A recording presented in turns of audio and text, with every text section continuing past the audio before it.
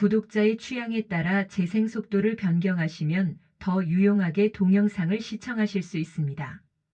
그동안 그리스도인들은 자신의 믿음의 성장과 성숙을 위하고 구원의 확신을 가지기 위하여 성경을 통독하거나 정독했을 것입니다.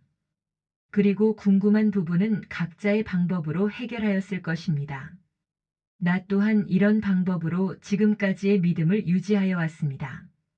그러나 이제부터는 성경 기행이라는 새로운 시도를 통하여 믿음의 기초를 뒤돌아보며 믿음의 재정비를 하려고 합니다. 나무를 살펴보면 뿌리와 줄기와 가지, 그리고 꽃이라는 각자의 역할과 이 역할이 진행되는 과정을 통하여 우리가 바라는 열매가 맺어집니다.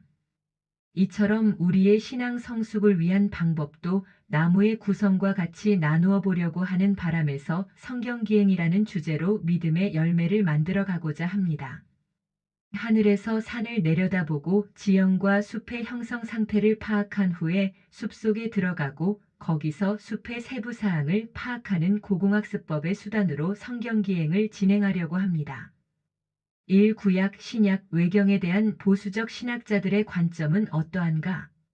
구약 성경. 보수적 신학자들은 구약을 하나님의 계시로서 예수 그리스도의 오심을 준비하는 과정으로 본다. 구약은 창조, 타락, 구속이라는 큰 틀에서 하나님의 계획을 보여주며 아브라함과의 언약, 모세를 통한 율법, 다윗 왕조의 언약을 통해 이스라엘 민족과 하나님의 관계를 구체적으로 설명한다. 이러한 과정 속에서 메시아의 오심에 대한 예언들이 지속적으로 등장하며 이는 신약에서 성취된다. 율법서. 모세오경이라고도 불리는 율법서는 창세기, 출애굽기, 레위기, 민수기, 신명기이다. 이 책들은 세상의 창조와 인간의 타락, 하나님의 언약과 율법 제정을 기록하고 있다. 역사서. 역사서는 여호수아, 사사기, 룻기, 사무엘상, 사무엘하, 열왕기상, 열왕기하, 역대상, 역대하, 에스라, 느헤미야, 에스더를 말한다. 이 책들은 이스라엘 민족의 땅 정복, 사사시대, 왕정시대의 흥망성쇠가 기록되어 있다. 시가서 및 지혜문학. 시가서 및 지혜문학은 욥기, 시편, 잠언, 전도서, 아가 등을 말하며 이 책들은 인간의 삶과 신앙에 대한 묵상과 교훈을 제공한다. 예언서. 예언서는 대예언서와 소예언서로 나눌 수 있으며 이렇게 나눈 이유는 분량의 차이이다. 대예언서에 속하는 것은 이사야, 예레미야, 예레미야에가, 에스겔, 다니엘이고 소예언서에 속하는 것은 호세야, 요엘, 아모스, 오바댜, 요낫, 미가, 나훔, 하박국, 스바냐, 학개, 스가랴, 말라기이다. 이 책들은 하나님의 심판과 회복, 회개, 구원의 메시지, 메시아의 오심과 종말에 대한 예언을 포함하고 있다. 신약성경. 보수적 신학자들은 신약을 통해 하나님의 구원이 완성되었으며 예수 그리스도를 통해 인류에게 구원의 길이 열렸다고 믿는다. 신약은 구약의 예언이 성취된 것으로 예수 그리스도의 성육신, 십자가 죽음, 부활, 성령 강림, 교회의 설립과 확장을 다룬다. 복음서. 복음서는 마태복음, 마가복음, 누가복음, 요한복음이고 이 복음서들은 예수님의 생애와 사역, 죽음과 부활을 기록하고 있다. 사도행전.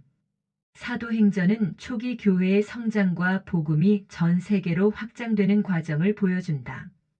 서신서.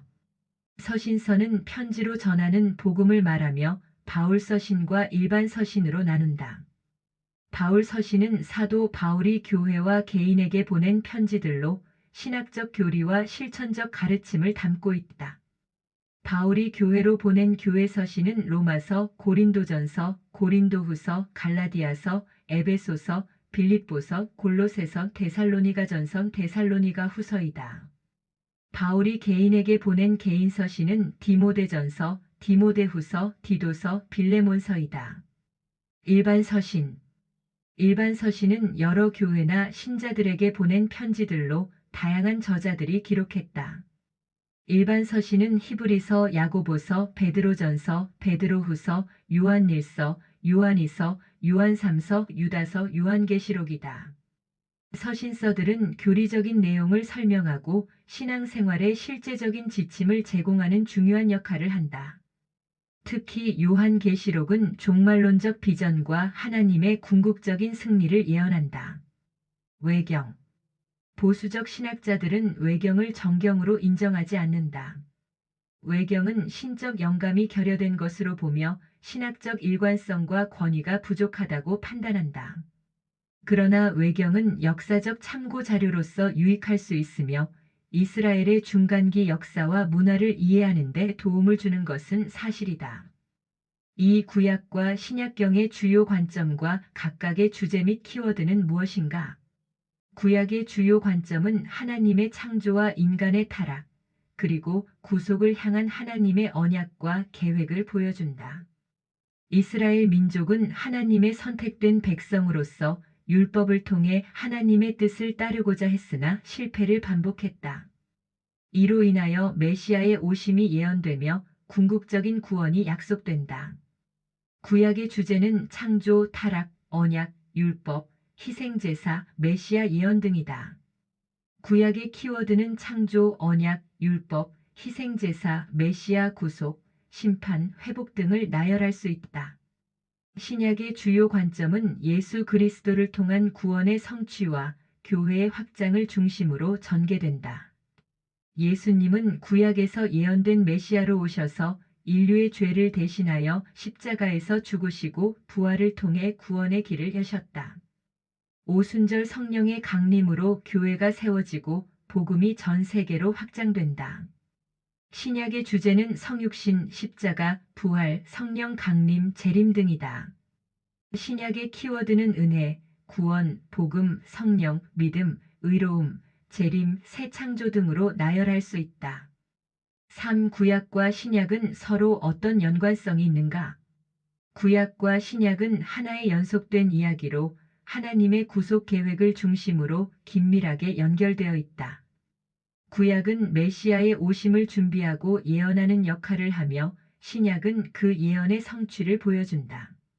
예수님은 구약의 율법과 예언을 완성하신 분으로 그의 사역과 가르침은 구약의 메시지를 완전히 이해하게 해준다.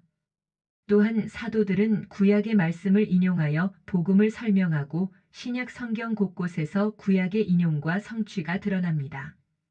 4. 구약과 신약이 일관적으로 강조하는 주제는 무엇인가? 구약과 신약 모두 하나님의 구속 계획, 인간의 죄와 구원의 필요성, 그리고 믿음을 통한 의로움을 강조한다.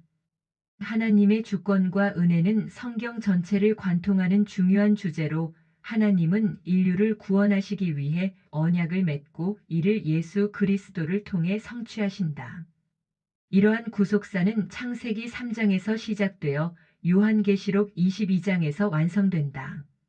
5. 왜 외경은 정경으로 인정하지 않는가? 외경은 유대인의 전통적인 정경 목록 히브리어 성경에 포함되지 않았으며 예수님과 사도들도 외경을 인용하지 않았다. 또한 외경의 내용은 신학적 일관성이 부족하고 교리적 모순을 포함하는 경우가 있다. 예를 들어 구원관이나 천사론에서 정경과 일치하지 않는 부분이 있으며 일부 외경은 역사적 오류를 포함하고 있다. 이러한 이유로 보수적 신학자들은 외경을 신적 영감을 받은 책으로 인정하지 않는다. 6. 외경은 세계사적 관점에서 어떤 위치에 있으며 이스라엘 역사 속에서 어느 정도의 신뢰성을 갖고 있는가? 외경은 헬레니즘 시대와 마카비 혁명 등 이스라엘의 중간기 역사를 이해하는 데 중요한 자료이다. 특히 마카베오기서는 유대인의 독립운동과 한나카 축제의 기원을 설명하는 중요한 자료로 사용된다. 외경은 이스라엘 역사와 문화를 이해하는 데 도움이 되지만 신학적 권위는 인정할 수 없다. 따라서 외경은 역사적 사실을 담고 있으나 성경과 동일한 수준의 신뢰성을 부여해서는 안 된다. 7. 외경은 구약과 신약 사이에 어떤 연결고리가 있는가? 외경은 구약과 신약 사이의 역사적, 문화적 연결고리를 제공한다. 예를 들어 지혜서와 실학서는 유대교의 지혜 전통을 계승하며 마카베오기서는 종교적 저항과 순교의 정신을 강조한다. 이러한 외경의 내용은 신약 시대의 유대교 배경을 이해하는 데 도움을 준다. 그러나 신학적 연결고리는 제한적이며 외경이 구약과 신약의 교리적 연속성을 보장하지는 않는다. 8. 외경은 구약과 신약에 대한 보완 설명을 할 수 있는가? 외경은 역사적, 문화적 맥락을 보완할 수 있지만 신학적 권위를 갖고 교리를 보완하거나 해석하는 데 사용되지는 않는다. 외경의 도덕적 교훈이나 지혜 문학은 참고할 수 있으나 신앙의 근거로 삼는 것은 적절하지 않다. 예를 들어 외경의 일부 내용은 당시 사회와 종교적 상황을 이해하는 데 도움을 줄 수 있을 뿐이다. 9. 외경은 신약과 구약에서 인용할 가치 또는 역할이 있는가? 그리고 인용한 사례가 있는가? 신약 성경은 외경을 직접 인용하지 않지만 몇몇 유사한 구절이 있습니다. 예를 들어 유다서 1장 14절, 15절은 에녹서의 내용을 참조하는 것으로 보인다. 그러나 보수적 신학자들은 이를 신적 영감의 증거로 보지 않고 당시의 일반적 전승을 반영한 것으로 본다. 외경의 인용은 제한적이며 신앙과 교리의 근거로 삼기에는 부족하다. 외경은 구약에서 인용된 사례는 없다. 그 이유는 구약 정경의 확정 시기와 관련이 있다.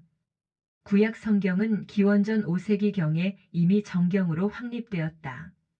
이는 모세오경, 선지서, 성문서로 구성된 유대교의 전통적 성경이며 예수님 시대에도 유대인들 사이에서 정경으로 인정된 상태였다.